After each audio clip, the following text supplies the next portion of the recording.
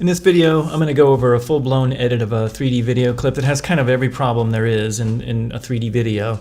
And I'm going to be using Vegas Pro 15, and I'm going to encode with a different encoder at the end because if you're really serious about video quality, the Vegas encoder, it just doesn't really seem to work that good. I've compared it quite a lot to different encoders, and it seems to not be so terrific. So basically, we're gonna just jump in and start doing everything that we have to do to fix a 3D video, alignment, time sync, everything. So step one, I've got my two video clips up here. I'm gonna drop the first left camera clip onto the top track, and then below that clip, I'm dropping the right camera. So this is important because the first problem I know that this camera has is even though the camera's gen locked, the frames are perfectly in sync. One camera starts earlier than the other. So every clip there's gonna be a little bit of a time shift that I have to correct for, which is typical for a lot of people that are building custom 3D cameras that don't have a synchronizer at all. You gotta get your frames in sync. So an easy way to do that for this is to zoom in until you get a frame accurate method of stepping through the frames. And you can watch my frame here. It goes down sharply, then up sharply. This is a handheld shot that I'm intentionally shooting. At the beginning of the clip, I do a quick down and up specifically to set these 3D cameras properly. So let me back up to a point before I start that dip. So the first thing to do is to take the opacity of the top track and drop it down to 50%. So what this does is it lets me see both the tracks at the same time. So now you can see that the left and the right track are a little bit offset from each other because it's 3D cameras. They'll never look exactly identical because they're in different spaces. So you can see that one's got this tip of this rock here and the other one's a little bit closer. The 3D alignment's off right now, but when you see as I step forward in frames, you can see one of them is just taking off, and now they're very, very separated. That rock is here, and on the other camera, it's way down here. So I know they're out of sync that much. So before I did the move, they were almost together. Now they're way apart. So I take the clip, kind of either one of them, and drag them to where they are next to each other again. So that looks about right. So if I back up a little bit and step through this thing, you can see the frames moving now exactly in sync with each other. So this is a gen-lock camera, so that every frame is perfectly in sync, which makes this much easier. It gets much harder when your frames aren't perfectly in sync because it's a little hard to tell where one ends and one begins its movement. So I've got like two frames that it looks like it's off here. So I know that it's in sync now. I've got them together in time-wise, so I can take my opacity back up to 100%.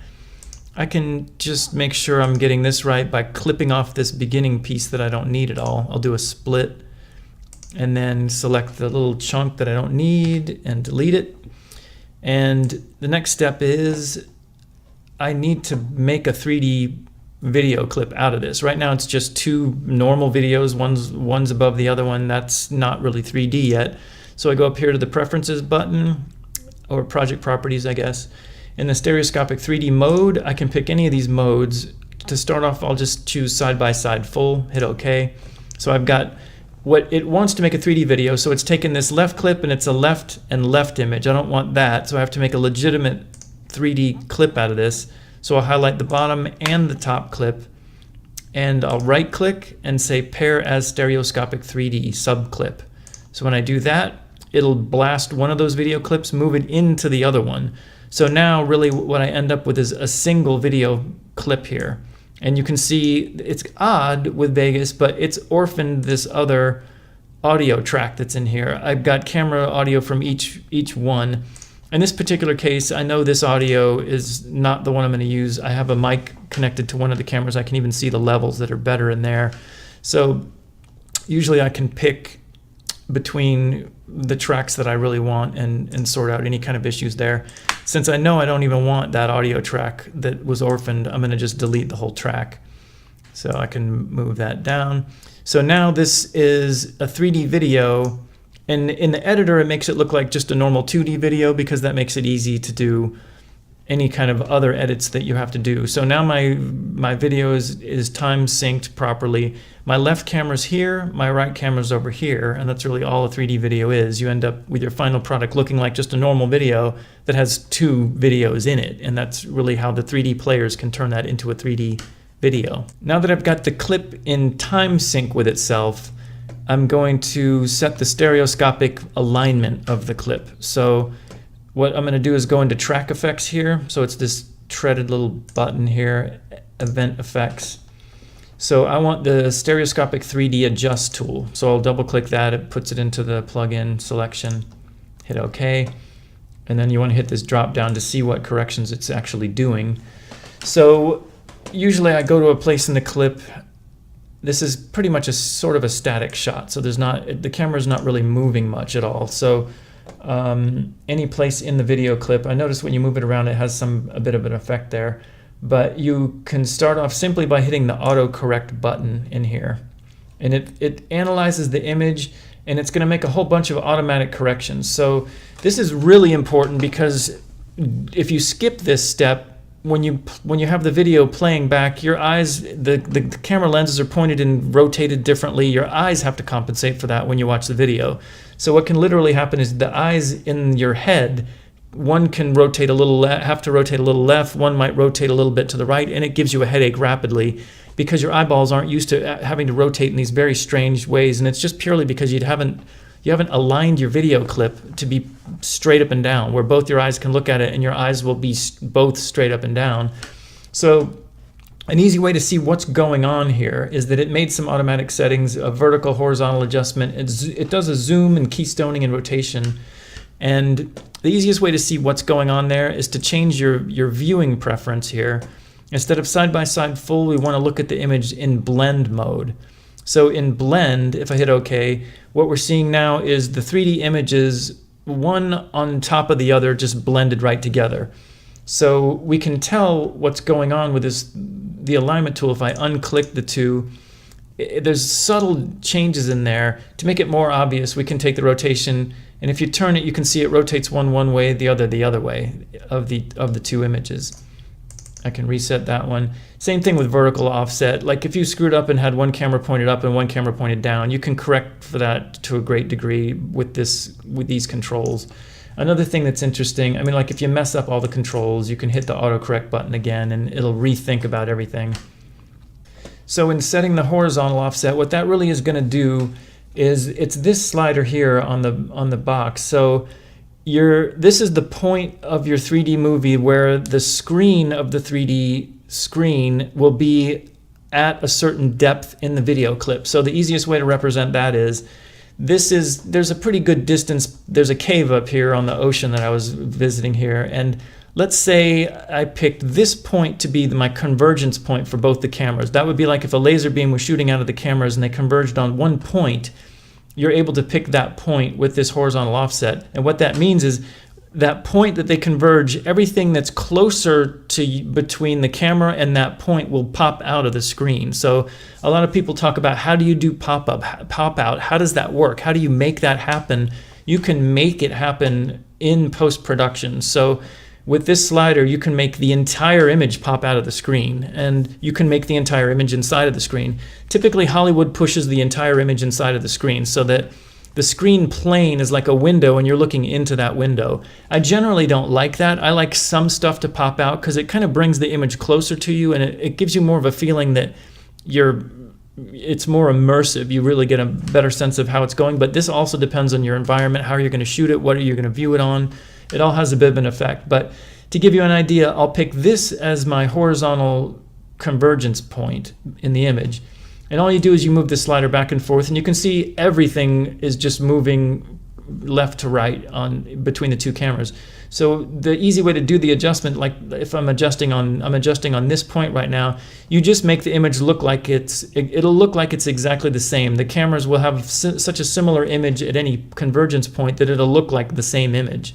So right now I can see that is where I'm converging. That would be very extreme. You'd have everything in front of that rock would be popping out of the screen. Typically I shoot for something around like this area of an image, about like that. distance, like I'm standing on a rock at about that distance into my shot, I can converge. So I'm going to pick that point and make that dot on the rock be the convergence point. So that's about it. So the conservative way is to make the first closest image your conversion point. And the other problem you have is when you do multiple scenes, you don't want to rack the viewer's eyeballs by changing the convergence point wildly. You want a very gentle change to that convergence point if you want to change it at all.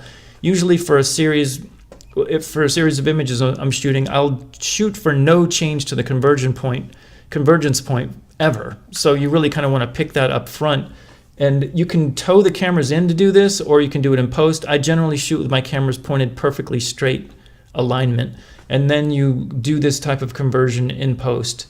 And this tool makes it way easier. GoPro has something like this, but it's very difficult to figure out what GoPro is doing. It does it automatically, and it's very difficult to see not only the convergence point, but how all these other little subtle sliders that you can deal with are having their impact as well.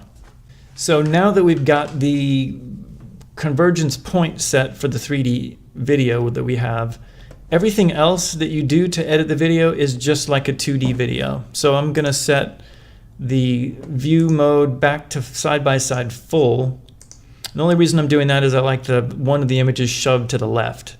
I also have saved a window layout that I use to do color grading. So with my stereoscopic adjustment done, I don't really need to look at that anymore. What I want to do is add levels initially. I'll do it, double click on it 3 times because I want red, green, and blue levels to do my color correction. So I hit OK. So now I've got my stereoscopic thing that I just did. I don't have to go back to that. For the first levels, I want that to be red color. Second level, I want that to be green. And the third one, I want this one to be blue. So when you look at this, you can see how a white balance would work, because in the image here, you can see blue comes down into the shadows pretty far, green's up a little bit higher, and red's up even higher than that. So with the 3 different channels, you're fundamentally able to change the color balance. But the first thing I notice is that on the shadow detail, this is a very washed out image because I shot with Pro Tune, which gives me a wider dynamic range. I want to suck all that up, and all this nothingness in the shadow area of all the colors, I want to get rid of that. So I'm going to leave the red, green, and blue channels there because I might want to do a color balance, and I'm going to add another levels control and leave this one saying affect all color channels. And I just want to I want to pull all the colors down to the deep shadow area. So I drag this input start slider all the way down until the first thing kind of touches that bottom of the spectrum here for the shadows. So this spectrum just represents highlights up here, midtones, and shadows in a visual representation. You can see where your data is. I know there was no shadow data there because this was I guess the gain of the image when you're shooting it didn't produce a lot of really dark areas that were exposed all the way to the edge of the limit. So I've pulled it down that far. And I'm usually just looking at the left image now because both of these are pretty much going to end up getting the same color balance. If I turn it on and off, you can see the effect that has right away. It's a big boost to contrast. So I'm getting a really good pop for a nice, much clearer image. It's like a hazy filter has been removed. So you can do the same thing for the highlights, and highlights are always a little bit tricky because when you burn highlights out, it kind of looks bad. So I can see that there is some clipping going on because this is very bright. The sun was back over here. But I can also see little faint dots in the very high end. You can kind of see how I could push the image up and sort of burn out a little bit of the highlights to get more of the color density of the spectrum up in this higher area. And you can just turn it on and off to see what you're doing. Generally, I don't like to burn the highlights out. I mean, this camera works pretty good just by leaving those highlights alone. So the one thing I do notice when I look at this, that's a very basic setting that I've done to get the shadows and the highlights set without making any individual changes. I kind of know when I was there, it wasn't this green looking. So I'm going to go to the green channel and I'm going to pull the gamma on green down.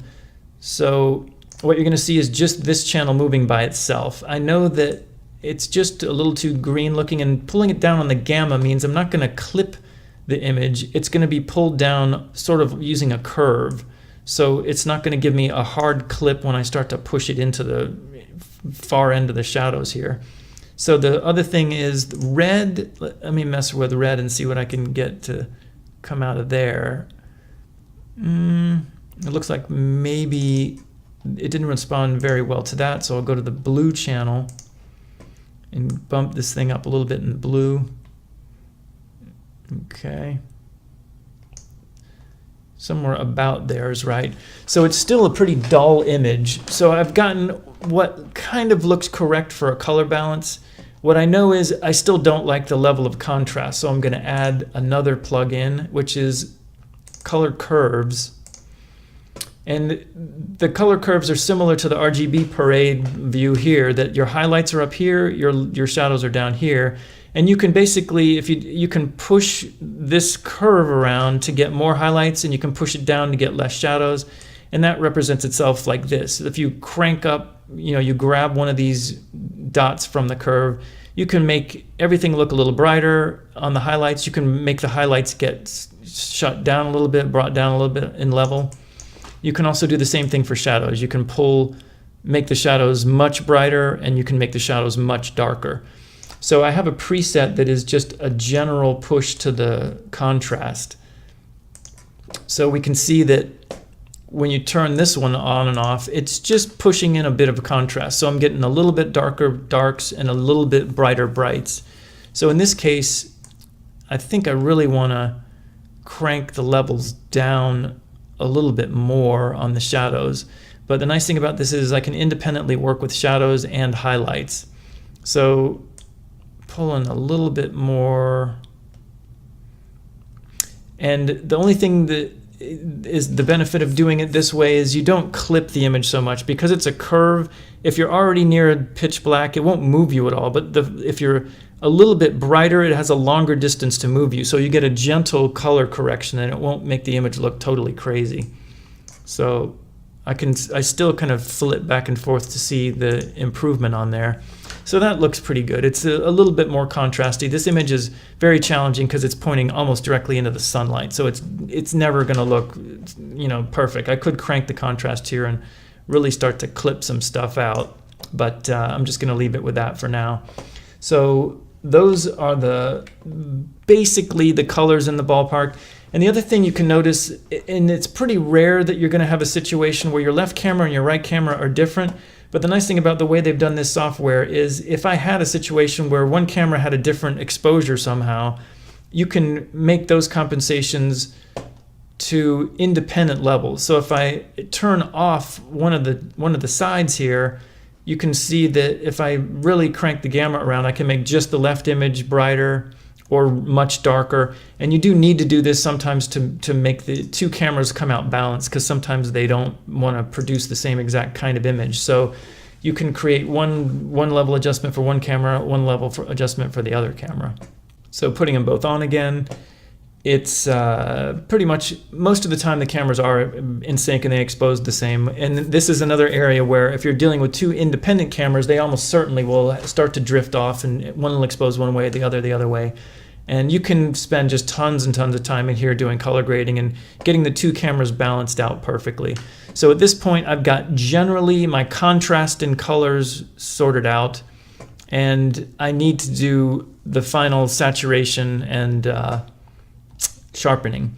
So I'm going to go in here and add those two things. So I've got the sharpen, and I'm using color corrector secondary. It seems to be an easy way to do the contrast. So in fooling around with these GoPro cameras, that's what shot this video. I know that it seems to really work well if I give about a 1.776 boost to saturation. So that's this slider here. That has a big impact. When you're shooting ProTune out of GoPro, you get a really flat image, and you need to bring the saturation back into the image.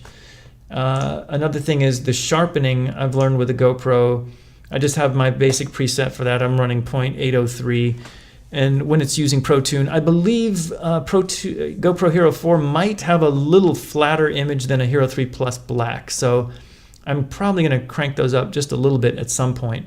But the sharpening, you have a lot of latitude shooting ProTune. If you haven't shot using ProTune, the image is already going to be sharpened to some amount. So you may not want to do any saturation or sharpening at all, because that's the whole point of GoPro, is that they expect you to do that later in post. So with that set, I've pretty much got my image. You can see there's some flare on this camera that's not exactly the same as the flare on this camera now that the saturation's in there. You know, there's not a whole lot you can do about that. So, you know, you should hood the lenses, of course, originally, but basically that looks okay. I mean, the funny thing about when you shoot a 3D video, even if you're off a little bit, it still really does seem to work fine. You have a fair amount of latitude between the left and the right cameras when you're doing your processing. So now that I've gotten all of pretty much everything set, so the image is time synced, it's aligned, you know, horizontal, vertical, rotation, and everything has been aligned. We've done saturation, we've done color balancing and sharpening. I basically don't like the export features that they have in Vegas for how to render it. So I'm going to do it in a slightly different way. All right, so now I've got the video ready to go, and my last step is to stabilize the video. So I shoot a lot of handheld. I don't really like tripods. I like moving around really quickly. And I have the camera rig I'm using has no stabilizer whatsoever. So I need to stabilize the video, and it's very difficult to find a good 3D stabilizer. So Mercalli makes a stabilizing piece of software that works with 3D video and with Vegas. And this is kind of hard to find anywhere else. And it's kind of the reason I went with this whole arrangement of software, because the Vegas and the plugin is not really that expensive. So this allows me to get stabilization with 3D, and it's not the same as stabilizing a 2D video. If you have your left and right videos just like this and you stabilize it, there's a lot of subtle differences between the method of stabilization when you have two cameras, especially in rotation. You can't rotate both of these images when they're together. You have to rotate each one independently, and that alone kills most stabilizers. So this is, if I go to track effects, this is, once again, I'm putting that effect on the track, not the clip. And they advise not to do that. I totally disagree. It goes on the track. So with it on the track, I'm going to add third party. Mercalli version 4 is what I'm using here. Hit OK. So this brings up their panel of a million settings here. I've done this 1,000 times. So I'm expanding all the little detailed sliders you've got here. It needs to analyze the video clip before it can stabilize anything. So generally I use glide cam.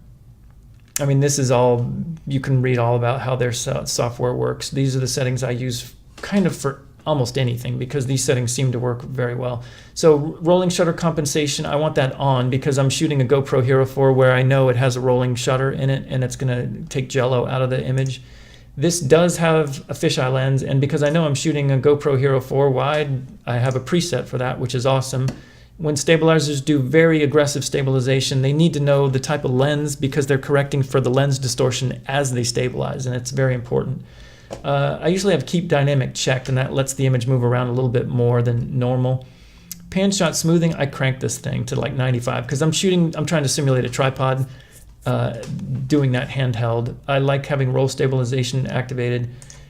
The border, I want the best stabilization it can do. I let it do video color filling, but I don't want dynamic scaling. That means as it's trying to do the stabilization, sometimes it can get away with not zooming in a little bit because you have to zoom in to trim the edges off of the stabilization. It can be very violent. And I like to have just a little bit of cropping done. I'm using 0.06 here for the scale of cropping after you stabilize, because if you don't, you'll see the edges moving because that's how the stabilizer has to work. So given those settings, I hit the Analyze button, and this is a plugin for Vegas. So the beauty of it is this plugin is made for 3D video. It's compatible with 3D video. It understands what a 3D video clip is. It's not just a 2D stabilizer stuck in here. This is very important, and there is a big difference in using this over some generic stabilizer that might not understand how to really stabilize a 3D piece of video. So we will let this thing run, and it will have stabilized our video, and then we can do a final export. Okay, so now it's got the 3D video stabilized. So if you really dig into stabilization with 3D video, it's sort of no great way to make it work when you get to extreme problems with stabilization, because of the nature of it, it gets very complicated, and I think even Mercalli has given up on it, so they've quit releasing new updates. But basically, if you don't have a massive challenge of stabilization to do, it seems to work really well. I mean, even snowboarding, I've been able to stabilize video that has been incredible, and it does it correctly for 3D video even. So that works pretty well. So now we're at the last step of this whole thing. So I've got my video stabilized now. I just have to export the video, but I'm not going to use the rendering tool inside of Vegas. So the thing is, I'm going to export out of here as an uncompressed video file so I don't lose any quality. To do that, I have to add a different levels control. So on the main track, I've added a levels filter that has a preset from Vegas that is called Studio RGB to Computer RGB. This will correct the colors and the color balance when it's exporting an uncompressed video. If you don't use this, you end up getting a bit of a dull image. You can kind of click on and off and see that it's doing something. What it should do when it's off is give you the image that you see on the screen. When it's on, it looks a little more contrasty, but it's a color curve adjustment that it's got to put in to correct the colors when it's going to send it as an uncompressed piece of video. So when I do that, I can, when I'm going to export my video, make sure that you're in stereoscopic 3D mode side by side full, because you just want left camera, right camera next to each other. Then do render as, and I have presets under video for Windows that I've just set up for frame rate. I used to make all these individual different frame rate and resolution sizes, but I realized that if you choose project settings and then pick your frame rate, all you ever have to do is pick the frame rate of the export and you get the correct output. So if I pick my output directory as uncompressed, I hit save. So this is a video for Windows uncompressed setting. So if I go to custom template, it's not compressing anything in here. So it's audio and video uncompressed. It's PCM audio as well. Render that out. So this will grind away, go through the whole image, and the stabilizer is going to be stabilizing the image as it's doing its export. And I'll have a very, very big uncompressed piece of output. So what this does is it's going to put the images side by side. So you're going to get double your width out of the image. So my image is 7680 or something like that wide, because it's two 4K images next to each other. This is a 4K camera setup. So, I mean, you can even see in there, when I did that dip of the camera that I left that in there by mistake, I would just normally chop that out in there, but I haven't done it here. But we'll just let this render out, and I'll have a gigantic uncompressed video file, and then we're going to go into this other tool to do the final compression. All right, so we've done our export. Now I have to open the uncompressed file in a different piece of software. So this is called Video Mastering Works 6. I've used this stuff for years. It's a very good encoder. It works really well when you can take a raw image out of Vegas and encode it in this file to produce a compressed final product. So we start our project up in here and pick the file that we're working with. And for this, it's going to be pretty basic. So I've done everything, color correction and everything I need to in a different editor. So I'm just really going to format the final product. So that's, I'm using H265, which is the HEVC encoder. And I also have an NVIDIA GTX 970. So I'm able to do CUDA encoding very quickly with a HEVC codec. So the thing with this is you can do it a standard way and do a 2-pass encoding, very slow. It takes an eternity, especially when you're dealing with 2 4K videos. It takes quite a long time. This video card works amazingly well, compressing H.265 with CUDA. It's amazing. That technology has come along so far. So what I want to do, just for this example, I'm doing CUDA encoding. I'm going to make a 1080, sort of 1080p version of it. So it's 2 1080 videos. So it's going to be 3840 by 1080. And it's going to knock the huge image down considerably. The original image has 2 4K images side by side. This is going to take it way down. But this is going to be, I usually can just leave the settings for the bit rate and all that as it determines for the size of the video and the frame rate. So you just encode this, hit start, that grinds away, and your final product is a 3D video. And at the end of the day, all you're going to end up with is a video that has a left and a right image in it, and that's what makes a 3D video. It's got audio in it, just like a normal video.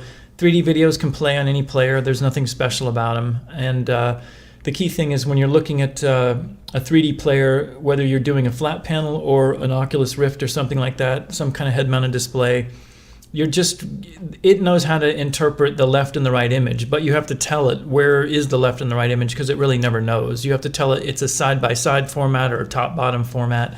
So this, I usually do the left-right side-by-side format, left image on the left side. It's just the most intuitive way to do this.